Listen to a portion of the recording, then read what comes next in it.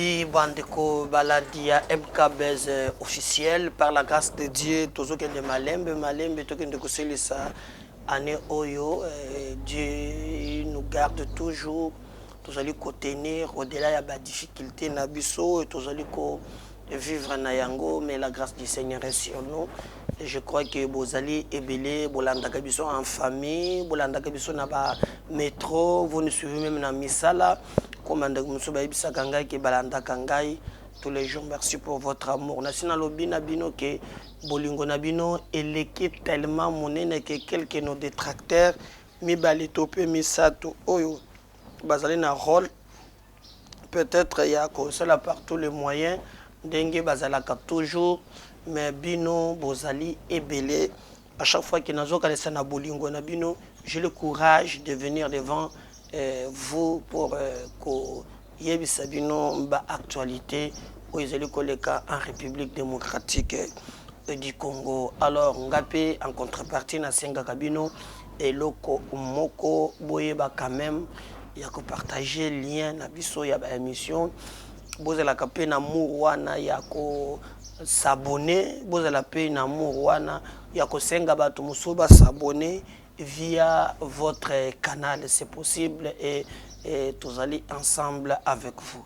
N'oubliez pas toujours souvent que ceux qui vous allez abonner cloche de notification kozangi sayangote pour te ozanga ba vidéo yasika biso awa to kozala na bino vraiment tous les jours pour na koyeb sabino ni nezali koleka en République démocratique du Congo. Mais nalobaka toujours aussi que dès que ceux qui yo moko côté en ligne, n'oubliez pas aussi à koyebisa bande komusus oyo bozana bango pembeni ke bango pe bakota en ligne pour être ensemble to yebana ko bundela mboka na abiso. Je vous demanderai toujours que notez les biso commentaires na yo pour to kende eliboso. Alors, Tshisekedi Félix, président de la République démocratique du Congo, azalaki na congrès et lobby Lolenge constitution esengeki na mbula président de la République esengela sangisa ba député na ba sénateur pour être apé sa politique générale ya mboka atalisa vraiment lolenge nini mboka ezali et que peuple ayoka à travers message wana. Donc président de la République azalaki vraiment na rendez-vous aye liboso ya congrès lobby a sololaki na ba congolais alobeli makambo ebele. Il a parlé de la politique interne, il a parlé de makambo itali sécurité, il a parlé de kambo ya justice, ayeko loba likambo ya diplomatie, la politique extérieure, alobeli makambo nyonso wana atalisi makambo yo salami pe azali ko talisa nini tikali asala. Et d'ailleurs, bon, Monique discours en Salamé a télémis debout, bien sûr, avec beaucoup de précision. N'a pas point ébélé, mais baton sous bakanisaki que le président a été télémaqué à Zaliko Tangaton y avait moi là pour mon cop trompeur Zalakiwana Oyo ba Tangaka et Yango bon technologie déjà développée mais awa au moni comme débat ezalaka moi mingi comme qui peut moi polémique. Mais ce qui est vrai, bateau balobaka kala que non atangate azana diplôme te azana boye. Je crois que azana kati ya ko talisa bateau wana que non c'est quelqu'un azana bateau ebele. Et aussi le problème n'est pas ya ko brandir ba diplôme parce que ici nous en avons beaucoup bateau ebele oyo bazana ba diplôme mais en contrepartie ce que toni bango iloko basala kana ba diplôme wana ezalaka te à part koloba français mais le reste en tout cas ezali na natinate. Alors moi j'ai pris quelques points au tokosolola nabino.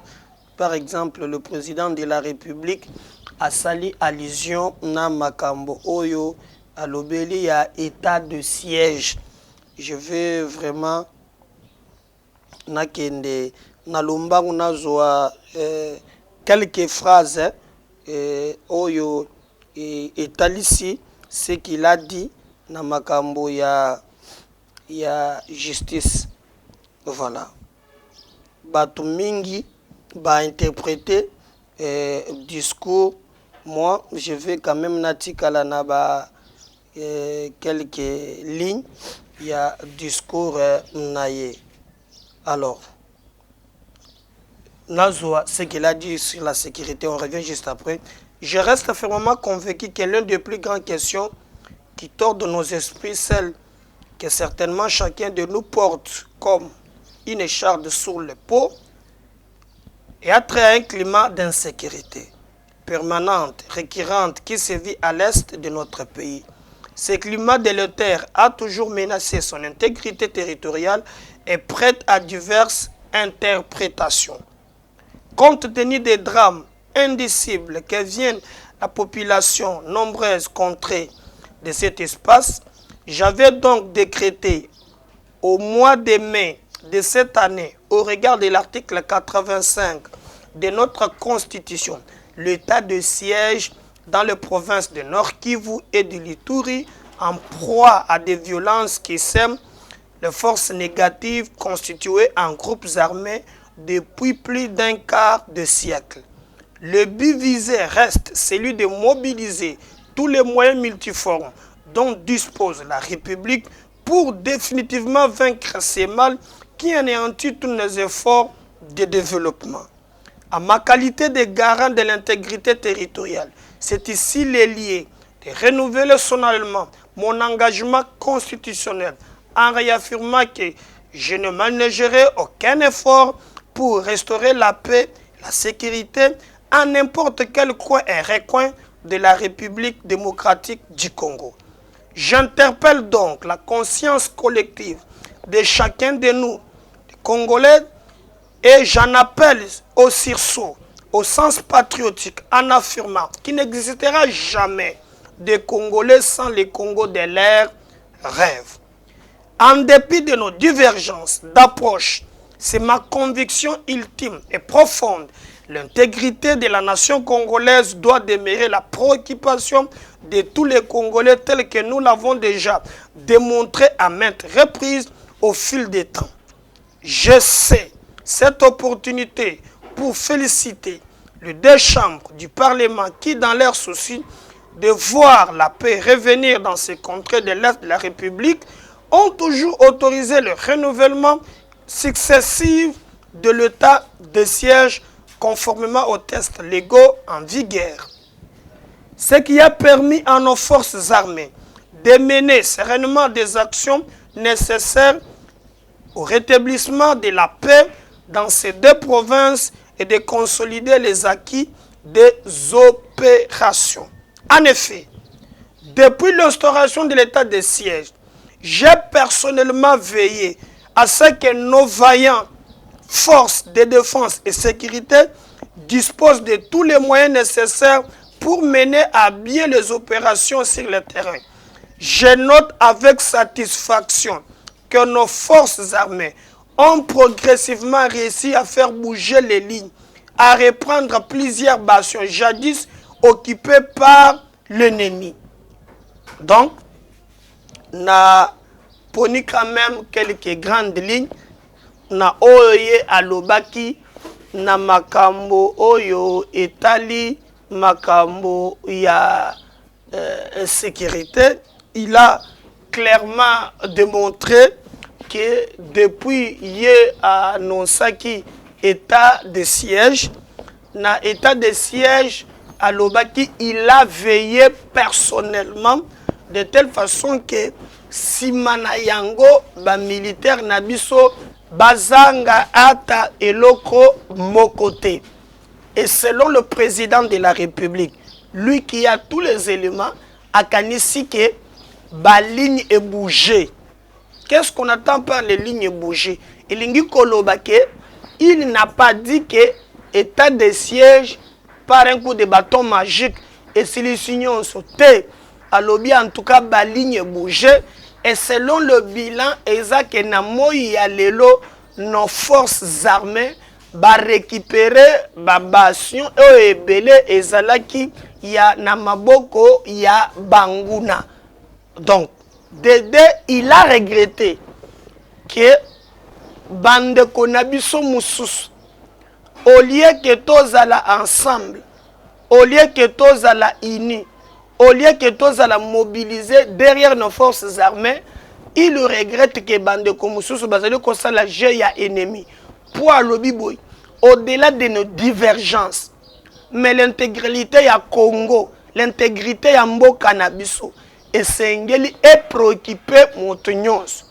Tokosa la opposition à l'interne, mais ce qui concerne l'intégrité ya mboka na biso esengeli tozala mobilisé.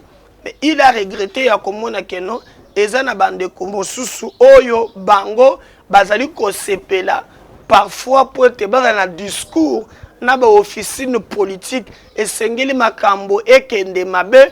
Mais les exploits tels que nos forces armées, bazali ko sala yango bande ko wana bazali ko mona e yango te. Le président de la République a sepelité à Monique Ezali Malamoteme à lobby ye azali ko renouveler encore davantage son engagement yake à rétablir kimia na République mobimba et que ba disposition telle que pris et ça que makambo et kende liboso biso totala ki bien sûr cette détermination oyazala ke na yango lobby na salle même ata ba ndeko mususu ba bandaki kotia makelele na koganga. Mais nous avons vu quand même que le président de la République à ce qui concerne makambo sécurité, il a été clair et à lobby qu'il va encore continuer na même Ali Rwana afin que makambo et kende très bien. Donc il faut retenir que na le même makambo sécurité. D'ailleurs oyebi problème moko sala ki tolé awa ezala ki vraiment ba def ba koti sur le plan sécuritaire. Félix Tshisekedi n'a pas aussi de rebelle à la règle, il a aussi parlé. Qu'est-ce que lui, en tant que président de la République, explique na makambo ya ba ADF? Je vous prends quelques grandes lobbies. Par ailleurs, certaines forces terroristes opèrent également dans d'autres pays voisins. C'est le cas des ADF qui équipent spécialement les frontières communes entre l'Ouganda et la République démocratique du Congo. Ainsi, pour le combattre plus efficacement, nos deux pays ont convenu tout récemment de mutualiser leurs forces en vue de mener des opérations conjointes contre cet ennemi commun. Notre Parlement dûment informé, je veillerai à limiter au temps strict nécessaire à ces opérations la présence de l'armée ougandaise sur notre sol. Mutuna oyo bobanda ki komituna makambo ya ba ADF na bandeli lisusu. Qu'est-ce que Félix pense na likambo wana? O ba soda bakoti, o ba tekimboka, boyenabo. Il répond à cette question. Nazu quand même, j'ai pris le temps ya kozwa quelques notes oyo nazuli. Par ailleurs, certaines forces terroristes opèrent également dans d'autres pays voisins. C'est le cas des ADF qui équipent spécialement la frontière commune entre l'Ouganda et la République démocratique du Congo. Ainsi, pour les combattre plus efficacement, nos deux pays ont convenu tout récemment de mutualiser leurs forces en vue de mener des opérations conjointes contre cet ennemi commun.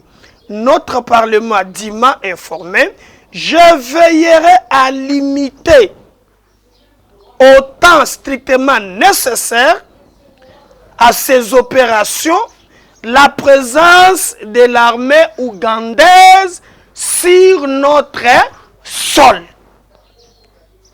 Donc le président n'a pas vraiment épargné likambo oyaba ADF oyokoma kinzembo alobi ke ezali na ba ennemi oyo bazali comme entre biso na Ouganda ezali ba ADF. Et il a expliqué que pona yango ba armée yamboka mibale wana ba mutualiser force na bango pour les combattre. C'est ainsi alobaki parlement azalaki informé. dès que Bazalaki est informé, et il a dit à veiller, Yemoko personnellement, commence aux opérations écolika pour être à la limite, afin que basoda wana ya Uganda bazonga na mboka na bango. Je crois que c'était parmi ba questions oyo vraiment et bandaki koloba. Mais il a aussi parlé na makambo oyo ya bakuluna. Bien sûr, si vous regardez na mona kataba to kabila bachaka monoko. Mais si vous regardez très bien, les kuluna ezalaka toujours na mboka na biso, la plupart âge ya bano ezaba 18 ans. 18 ans, 19 ans, donc minimum, et bandaka, 80% 18 ans. Or, si vous regardez Kabila fait au pouvoir 18 ans, il y a no kuluna ezali invention purement ya régime naie. Mais tu sais qu'il a parlé quand même que non, à trouver les bango solutions, ces délinquants, oyo babanda qui vraiment kobimananzela kokata bato ba machette, alobi a chaque expérience moko il y a Kanyama KCC, c'est que les Kuluna maintenant, ba menuisier, ba komi ko sala bilanga, ba komi ba bâtisseur et consort, il s'est loué na likambo wana. Alors, les points aussi, oyo bato babandaki kozelela ye mingi. Les points oyo bato babandaki kozelela ye mingi, ezali likambo ya justice. Bobi que likambo ya justice et tout ici bato ebele mabaku ya kosakanate avec Bumi ya Kamere. En tout cas bato mingi bazala qui décide et il se posait même des questions si encore on pouvait parler de l'état de droit en République démocratique du Congo. Alors avant de en profondeur, parce que si vous suivez entre les lignes, c'est comme si Tshisekedi aza desi naba makambo yo utikoleka mikolo mibale oyo na niveau ya justice. Mais je vous lis quand même makambo ye à lobby à ce qui concerne la justice. Mboyoko. Honorables députés nationaux et sénateurs, à mon accession à la magistrature suprême, j'annonçais que l'état des droits, une justice indépendante, la lutte contre la corruption et l'impunité constituent les motifs de mon action, de son volet dans la gouvernance politique. C'est dans ce sens qu'il faut placer la redynamisation de certains secteurs. En effet, j'ai mis un point d'honneur à améliorer l'efficacité de l'inspection générale des finances, IGF, en cycle dont l'action était jusqu'à mon arrivée peu perceptible. De même, la création de l'agence de prévention de la lutte contre la corruption APLC répondait à cet impératif. Placée sous mon autorité directe, l'inspection générale des finances contribue efficacement à l'effort d'assainissement des finances publiques et cela à la grande satisfaction de nos populations. Néanmoins, l'IGF ne peut pas remplacer l'action du pouvoir judiciaire ayant... Excusez. L'IGF ne peut remplacer l'action du pouvoir judiciaire ayant la seule mission constitutionnelle de dire le droit. Je reste convaincu que l'instauration de l'état de droit et de l'autorité de l'État impose une justice consciente de son rôle, de son indépendance, et ceci devait être notre perception commune.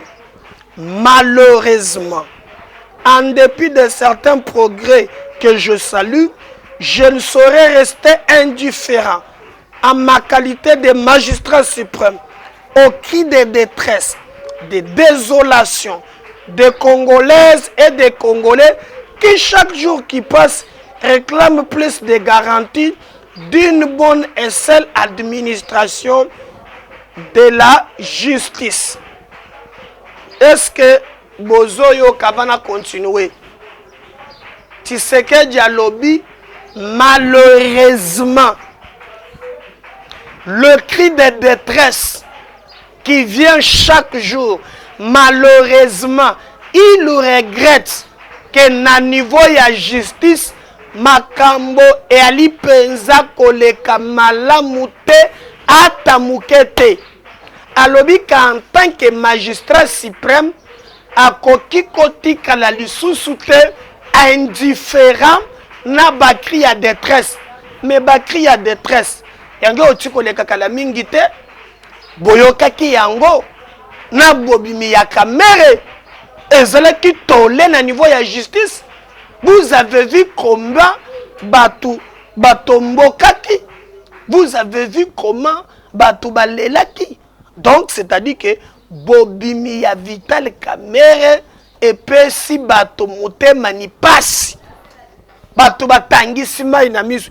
Tshisekedi alobi en tout cas ye ayaki achaki IGF aye atie APLC, mais babiloko mibale wana ekoki ko remplacer justice te po bango nde bazwi mission constitutionnelle ya koloba droit. Mais alobi malheureusement akoki kotika la indifférente.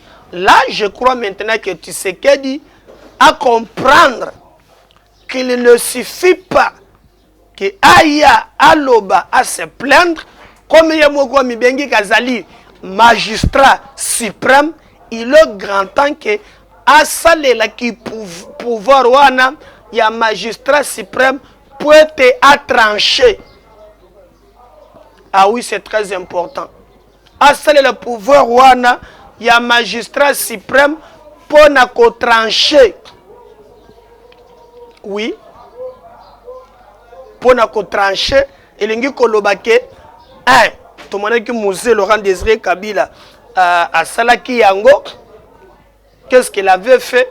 Musée Laurent Désiré Kabila ayaki a révocaki ba magistrat Yamabe.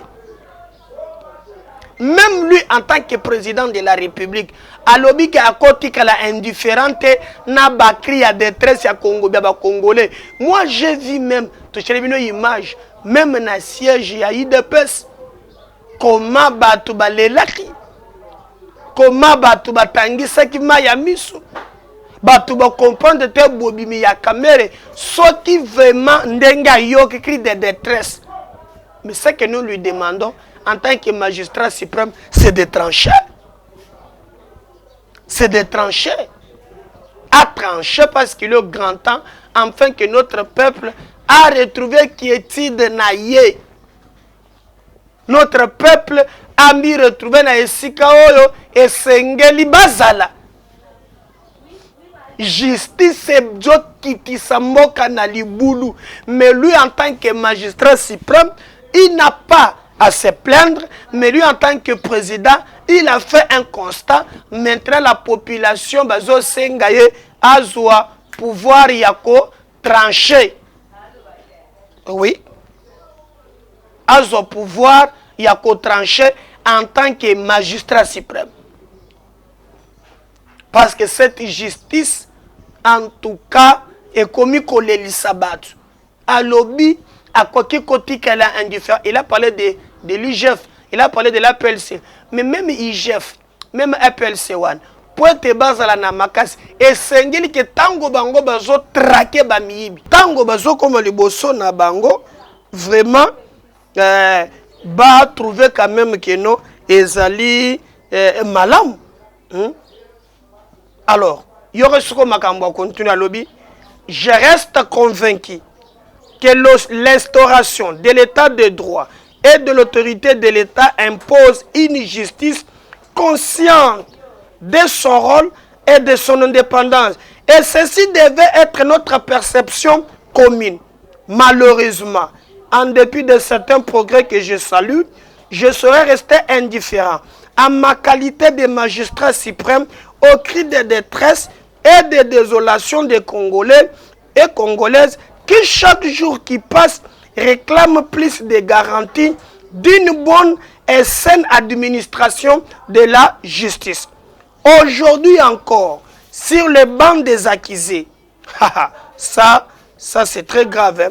Notre justice devait pourtant rassurer tout le monde. Nantu ou non, puissant comme faible, ayant pour égard que la protection des droits. Bref, une justice qui non seulement dit le droit, mais rassure que le droit, alors les bons, a été dit. Alors aujourd'hui, cette justice est allée dans la bande des accusés. Justice est tout ici batuma baku. Qui ce qu'il a constaté na malabo na tengeli bino alobi il ne suffit qu'à capter. Baloba que non, bazo rendre justice non. Mais sengeli pe nde justice wana bango bazoloba ezala pe justice ya solo. Justice ya babolate. Justice ya bazo zanga kakate. Soki ozangi boloko. Mutupamba okobimate. Mais bazo pumola mboko bananti ba fort. Non, alors que la justice vocation à yango nde tombola kamboka yali appelé ya kurasire batu nyonso. Mais maintenant que le président a constaté que notre justice ezali kokende kaka nangambo ya bato oyo bazali makasi. Monto ayibi 57 millions. Aye apesi bino si c'est 500 000. Soki alongoli yango kuna nini ko changer na vie na ye. Moto apesi ayibi mbongo 66 millions. Moto ayibi mbongo ba 2 millions. Il va considérer soki makamboni babimi. Je vous ai posé la question. Est-ce que batu nyonso bazana makala? Oh bazo senga bazo bela. Basengi liberté provisoire. Kaka kamere muto azala kiko bela. Kaka ya muto akosenga liberté provisoire. Il n'y a pas de Congolais d'autres. Bango pe ba magistrat. Bango pe ko traiter bakana bango. Mais pourquoi kaka yé? Allez-y comprendre que il y a un goût sur roche. Et que les choses sont taillées sur mesure.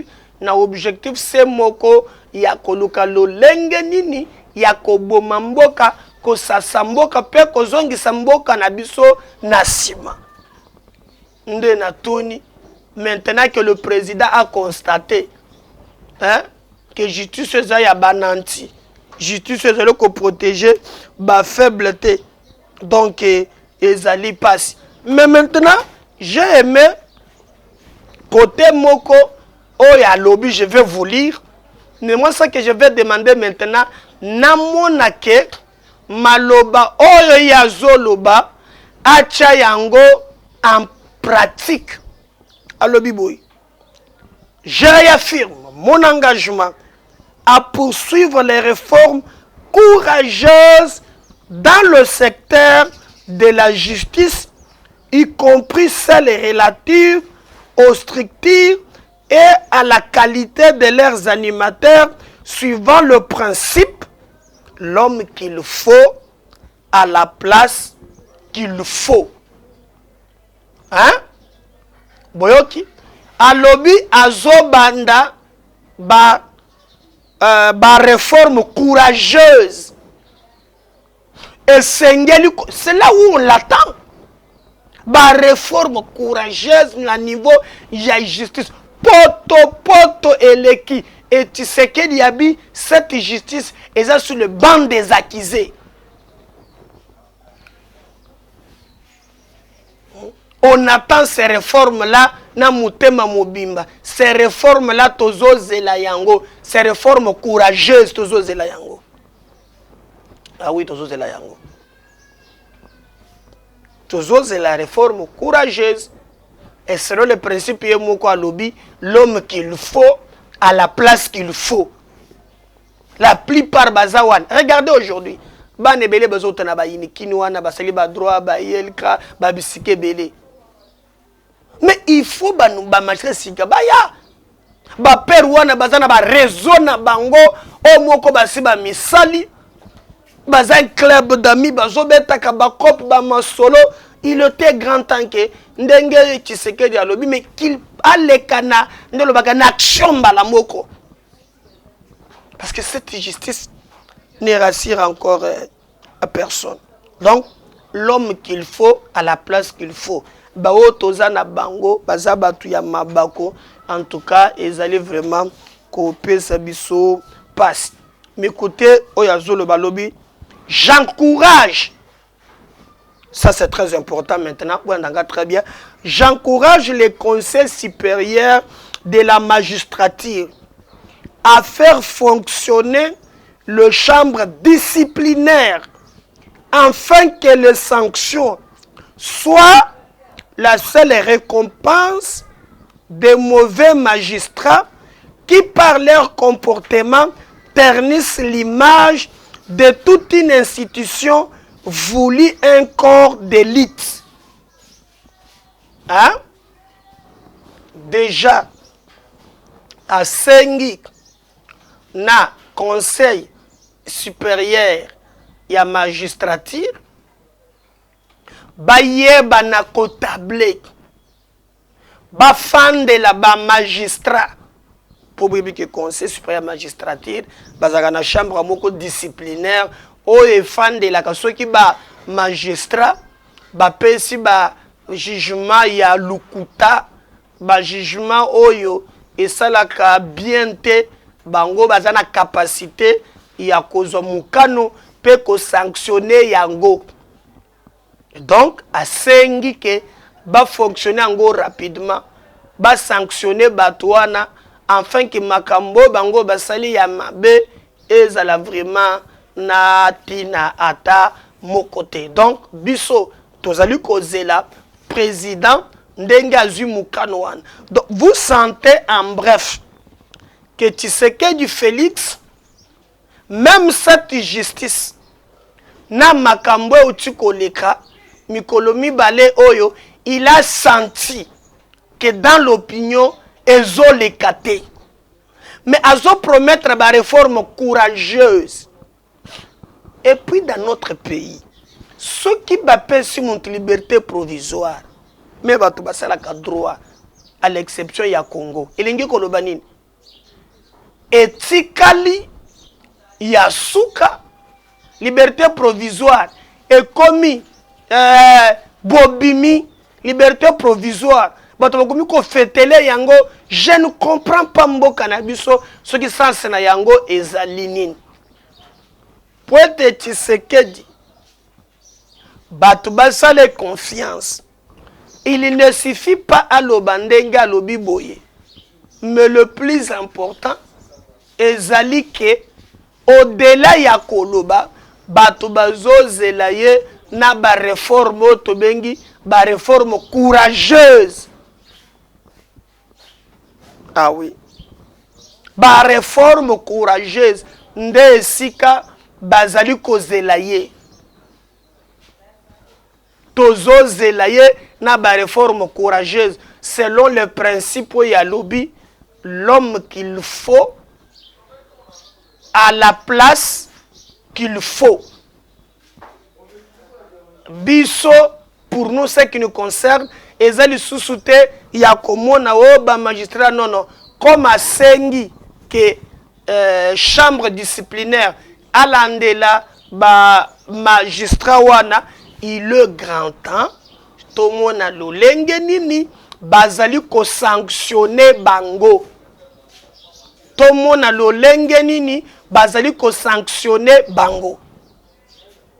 Tofandi kaka boy botiki kamere. Justice est poli. Tofandi boy, wili bakonga yibi mbongo na buloko. Abimi yake. Tofandi boy. Donc en fait eteni longo. Donc tozana mboka moko oyo, toza sona ba valeur te. Total lisa que justice na biso, ezali justice liée na corruption. Ça marche pas.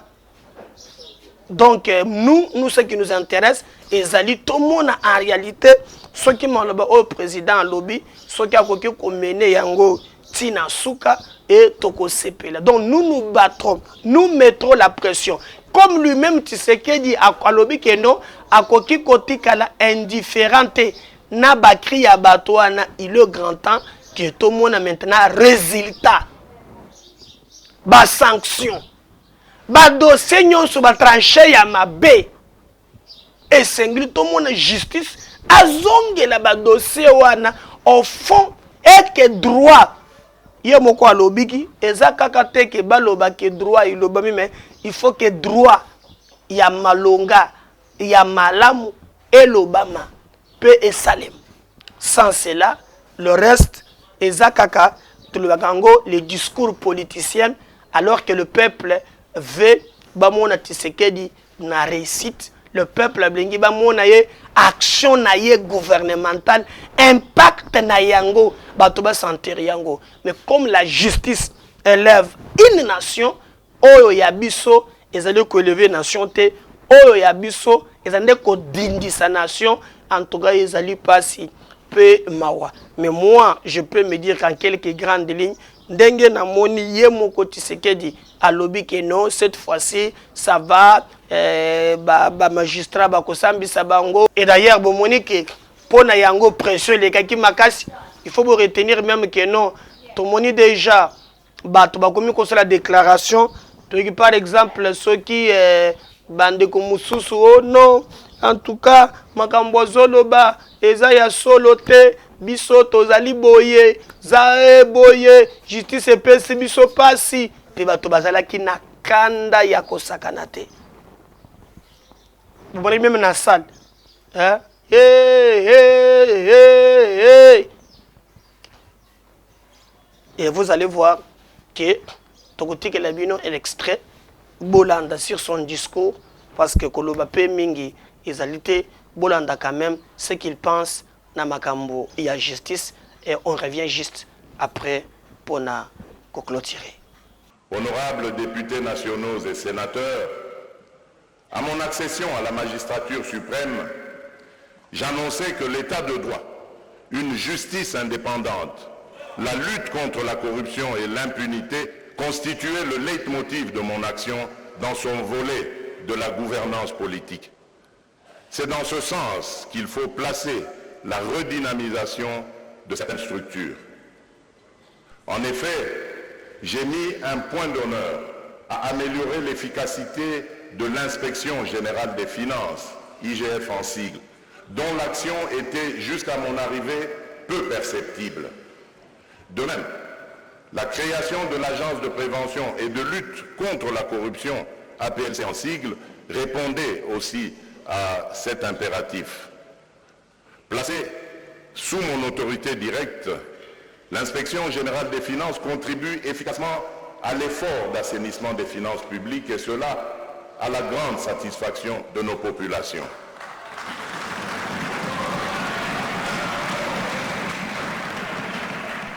Néanmoins, l'IGF ne peut remplacer l'action du pouvoir judiciaire ayant seule la mission constitutionnelle de dire le droit. Je reste convaincu que l'instauration de l'état de droit et de l'autorité de l'État impose une justice consciente de son rôle et de son indépendance, et ceci devant être notre perception commune.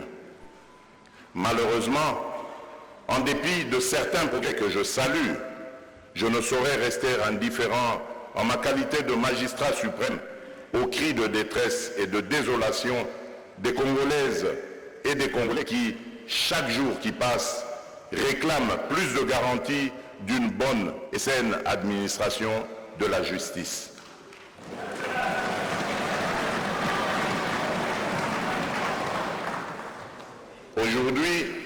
Aujourd'hui encore, sur le banc des accusés, notre justice devait pourtant rassurer tout le monde, nanti ou non, puissant comme faible, en n'ayant pour égard que la protection des droits.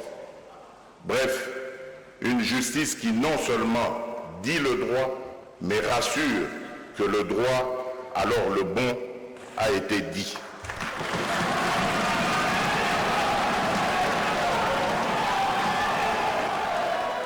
Je réaffirme mon engagement à poursuivre les réformes courageuses dans le secteur de la justice, y compris celles relatives aux structures et à la qualité de leurs animateurs, suivant le principe « l'homme qu'il faut à la place qu'il faut ».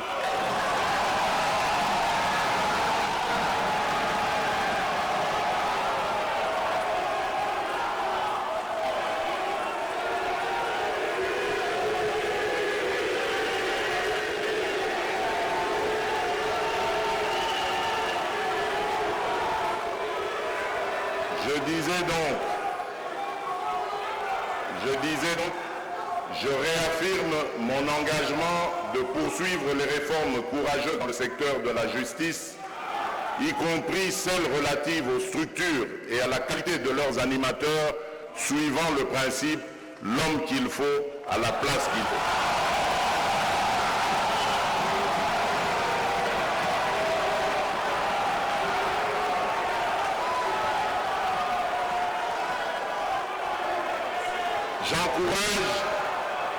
J'encourage le Conseil supérieur de la magistrature à faire fonctionner les chambres disciplinaires afin que la sanction soit la seule récompense des mauvais magistrats qui, par leur comportement, ternissent l'image de toute une institution voulue un corps d'élite. Voilà. Il n'y a pas de débat, je crois, Bolandi. Maintenant, le peuple, balingi bamona matérialisation. Il y a Makamboyo, il y a lobby. Tous les miyibi, bazonga na boloko. Partagez ces liens. Beau liker, beau commenter. Si Dieu ne revenait pas, tout à l'heure, on a deuxième numéro. Bye.